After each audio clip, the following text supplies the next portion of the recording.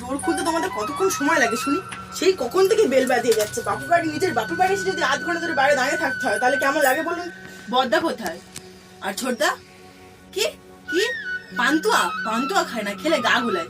কবেকার বাসি পান্তুয়া নিয়ে আমাকে বলছে পান্তুয়া খাবে। এই মানো, তো ঠাম্মার কাছে চিনা ভাজাটা নিয়ে আয় তো, অনেকদিন খাইনি। তা মানো, তোর ছেলের ফেলে দেখা আছে না? ছেলে দেখবো। অথচ আজকালকার জেনারেশনে ছেলে আর দেখতে হয় না, ছেলে নিয়ে পালায় এমনি থেকে।